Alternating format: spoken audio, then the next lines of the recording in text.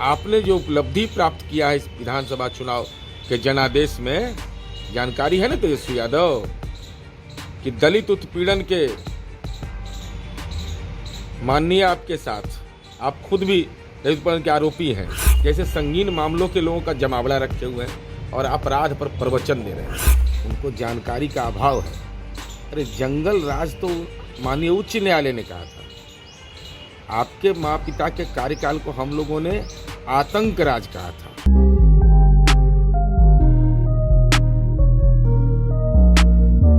तेजस्वी यादव ने पहले तो सदन में हमला बोला, उसके बाद ट्वीट किया है और जंगल राज का महाराजा बताया है।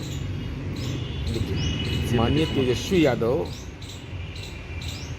स्वाभाविक रूप से उनको जानकारी का अभाव है। अरे जंगल राज तो माननीय उच्च न्यायालय ने कहा था। आपके माँ पिता के कार्यकाल को हम लोगों ने आतंक राज कहा था। पहले तो जानकारी दुरुस्त कर लें।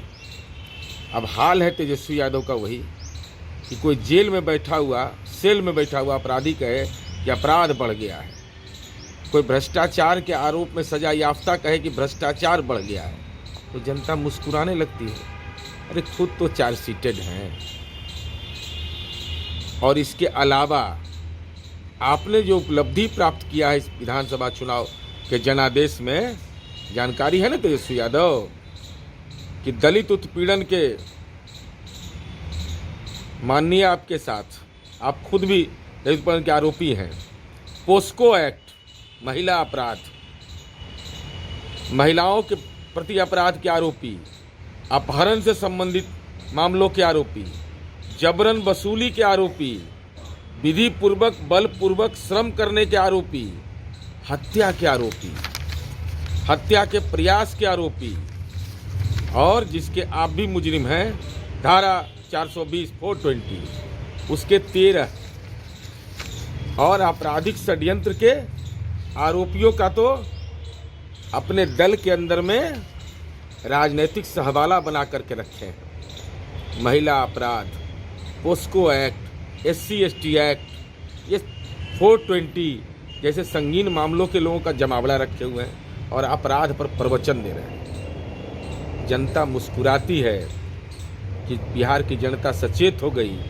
अगर राजनीति में ऐसे लोगों को नेतृत्व मिल जाता तो बिहार की जनता के गांव के खेत खलिहान में लोग करा उठे कि फिर वही दौर तो नहीं आने वाला। एक और सवाल है सर, सवाल ये है कि क्या चुनाव के बाद भी बिहार का राजनीतिक समीकरण, कोई नया राजनीतिक समीकरण बिहार में आकार ले रहा है? क्योंकि बयान सामने आ रहे हैं। एक बयान आया उपेंद्र कुशवाहा की तरफ से, रालोसपा के राष्ट्रीय अध्यक्ष हैं, और जिस तरह से तेजस्वी यादव ने CM नीतीश कुमार पर हमला बोला, उसको लेकर उन्होंने आपत्ति जताई और उसको फिर दूसरी तरह से देखा जा रहा है। अब बीजेपी की तरफ से एक बयान सामने आया है कि उपेंद्र कुशवाहा का अगर हृदय परिवर्तन होता है तो एनडीए के लिए अच्छी बात होगी। देखिए, सबसे पहले बात है कि एनडीए ने आकार रूप ले लिया, जनता के जनादेश के अनुरूप संख्या बल के बुनियाद पर सरकार बन गई। अब जो भाषाई विकृति आई तेजस्वी यादव का, उस संदर्भ में माननीय उपेंद्र कुशवाहा जी ने बयान दिया। अब उसके राजनीतिक निहितार्थ जो खोज रहे हो, लेकिन महत्वपूर्ण विषय यह है, उन्होंने यह कहा कि भाई भाषाई विकृति अच्छी बात नहीं है, अगर ऐसी बात होगी तो मैं खड़ा रहूँगा साथ में। अब इसका जो व्याख्या लोग कर लें, लेकिन महत्वपूर्ण विषय यह है कि तेजस्वी यादव, याद रखिएगा तेजस्वी यादव की, ये बिहार है, ये परंपरा और अध्यात्म की भूमि है। मुख्यमंत्री का बेटा अभी तक मुख्यमंत्री नहीं बना है, ये इतिहास है। और आप तो सजा याफ्ता के बेटा हैं, आप में तो और सर्वगुण संपन्न हैं। 420 के आरोपी हैं, 120B के आरोपी हैं।